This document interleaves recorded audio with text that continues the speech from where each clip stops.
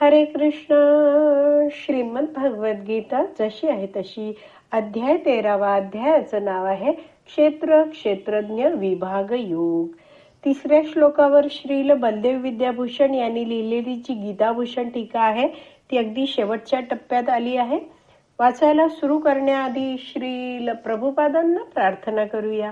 हे श्रील प्रभुपाद, आम्ही भगवद्गीता हा ग्रंथ वाचून समजून घेण्याचा प्रयत्न करीत आहोत. त्यासाठी आम्हाला आशीर्वाद द्या. धन्यवाद प्रभुपाद. तर श्रील बलदेव विद्याभूषण आता आपल्याला विविध श्लोकांचा, विविध वैदिक शास्त्रातील श्लोकांचा संदर्भ देऊन काही गोष्टी समजवत आहेत. तर वाचूया. ते लिहितात, वेदांमध्ये सांगितलं आहे की न तू दृष्टांत भावात, म्हणजे भगवंत कधीही या भौतिक जगताच्या 3 गुणांमुळे दूषित होत नाहीत. भगवंत कायम निर्लेप राहतात. ते कुठच्याच गोष्टीमुळे प्रदूषित होत नाहीत. ते दिव्य अवस्थेत कायम राहतात. पुढे श्रील बलदेव विद्याभूषण श्वेताश्वतर उपनिषदातला 1.6 श्लोक लिहितायत. तो वाचूया. पृथगात्मानं प्रेरितारं च मत्वा जुष्टस्ततस्तेन मृतत्वम् एति. भाषांतर, जो जीवात्मा प्रेरित करणाऱ्या भगवंतांपासून मी वेगळा, मी भिन्न आहे हे जाणतो आणि त्या भगवंतांच्या प्रसन्नतेसाठी प्रयत्नशील राहतो, त्या व्यक्तीला अमृत तत्व प्राप्त होते. म्हणजे हा जो जीवात्मा आहे तो जाणतो आहे की मी भगवंतांचा अंश आहे. भगवंत सर्वांच्या शरीरातील हृदयामध्ये उपस्थित राहून सगळ्यांना प्रेरित करणारे आहेत. भगवंतांच्या अशा उपस्थितीमुळेच माझं हे शरीर आहे आणि सगळ्यांचीच शरीर आहेत ती चलायमान होतात. ते भगवंत माझे स्वामी आहेत आणि मला त्यांच्या संतुष्टीसाठी प्रत्येक कार्य करायचं आहे. हे जो व्यक्ती जाणतो आणि भगवंतांच्या भक्तीमध्ये संलग्न होतो तो भगवंतांची प्राप्ती करतो. पुढे श्रील बलदेव विद्याभूषण आणखीन एक श्लोक देत आहेत. श्वेताश्वतर उपनिषदातला 1.9 श्लोक वाचूया. ज्ञाज्ञो द्वाव अजाव ईश अनिशानाव अजा ह्य एका भोक्तृ युक्ता. अर्थात एक सर्वज्ञ आहे, ते आहेत भगवंत. दुसरा अज्ञ आहे, ज्याला पूर्ण ज्ञान नाहीये, तो आहे जीवात्मा. एक ईश आहे म्हणजे भगवंत, दुसरा अनिश आहे, जो काय आहे ईश्वर नाहीये. दोघेही अजन्मा आहेत, दोघेही शाश्वत आहेत. तर अशा रीतीने भगवंत आणि जीव यांमधला भेद या श्लोकाद्वारे आपण जाणला आहे. पुढे वाचूया.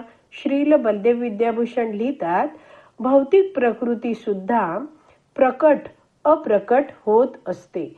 ब्रह्मांडांच्या प्रकटीकरणासाठी भौतिक प्रकृती व्यक्त अवस्थेत येते. जेव्हा ब्रह्मांडे महाविष्णूंच्या शरीरात प्रवेश करतात तेव्हा भौतिक प्रकृती अव्यक्त अवस्थेत राहते. जीव या प्रकृतीच्या संगात या भौतिक जगतात राहून तिच्या म्हणजे भौतिक प्रकृतीच्या साधनांचा वापर करतो, उपभोग घेतो.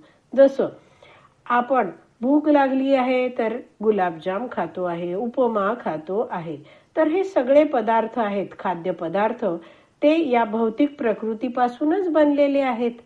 आणि आपण जीव आहोत, ते अन्न खातो, म्हणजेच भौतिक प्रकृतीच्या साधनांचा उपभोग घेतो.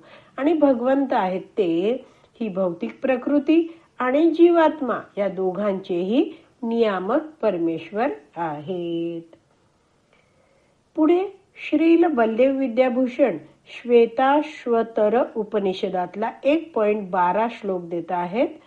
भोक्ता भोग्य प्रेरितारं च मत्वा सर्व प्रोक्तम त्रिविधम ब्रह्मम एतत्. ब्रह्मच्या 3 संकल्पना आहेत. ब्रह्मला म्हणजेच काय आहे? ब्रह्मला 3 प्रकारे वर्णित केलं जातं. भोक्ता ब्रह्म म्हणजे चेतन जीवात्मा, जो या भौतिक जगतात भौतिक शरीर धारण करून भौतिक प्रकृतीच्या साधनांचा उपभोग घेण्याचा प्रयत्न करतो, तो आहे भोक्ता ब्रह्म. दुसरं आहे भोग्य ब्रह्म म्हणजेच माया ब्रह्म, म्हणजेच ही भौतिक प्रकृती जी भगवंतांची शक्ती आहे, हे आहे जड ब्रह्म. या भौतिक प्रकृतीमध्ये चेतना नाहीये. तिसरं आहे प्रेरितारम ब्रह्म म्हणजे भगवंत जे नियंत्रक आहेत.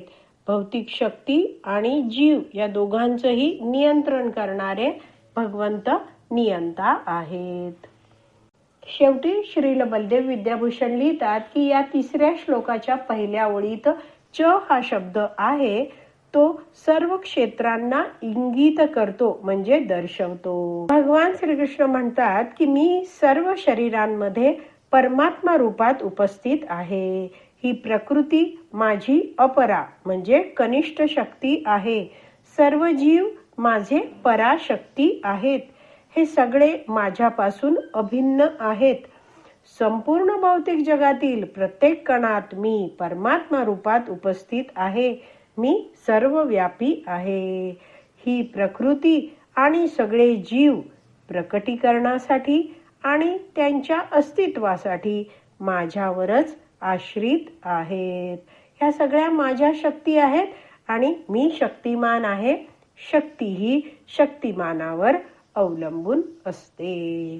तर अशा प्रकारे श्रील बलदेव विद्याभूषण यांनी लिहिलेली जी गीताभूषण टीका आहे ती आपली वाचून पूर्ण झाली आहे. आज इथेच विराम देऊया. श्रीमद भगवद गीता की जय. श्रील प्रभुपाद की जय. हरी बोल.